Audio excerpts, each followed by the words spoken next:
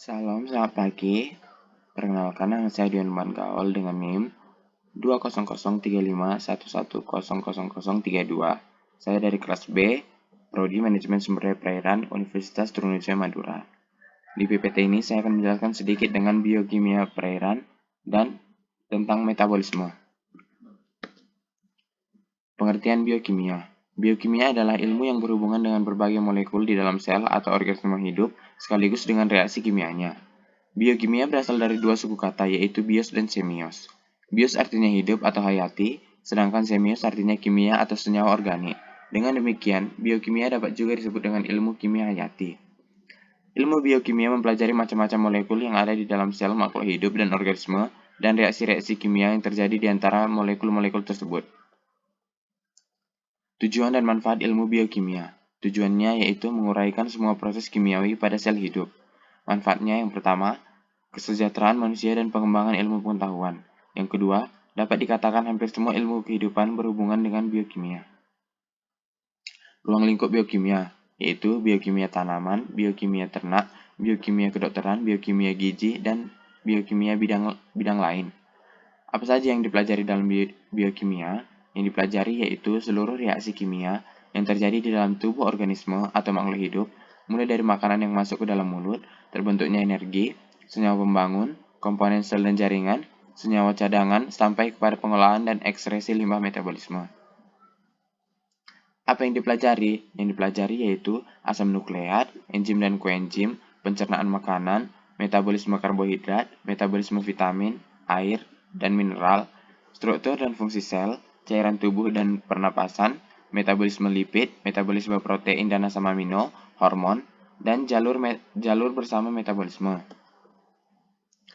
Pengantar metabolisme. Metabolisme adalah semua perubahan kimia dan energi yang terjadi di dalam jasad hidup atau karena kegiatan jasad hidup. Yang mengalami perubahan adalah substrat, reaksi, dan energi.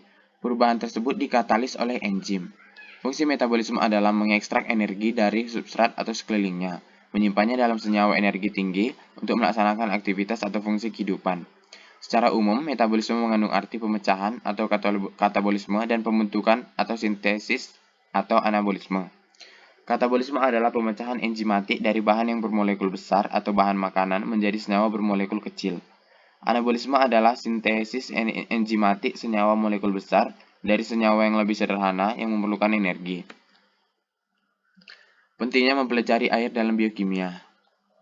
Yang pertama, karena kurang lebih 60% air dikali berat tubuh yang terdistribusi antara intraseluler dan ekstraseluler.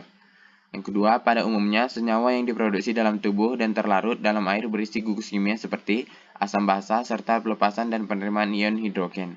Yang ketiga, air adalah senyawa utama dari tubuh manusia. Rata-rata pria dewasa hampir 60% dari berat badannya adalah air, dan rata-rata wanita mengandung 55% dari berat badannya adalah air.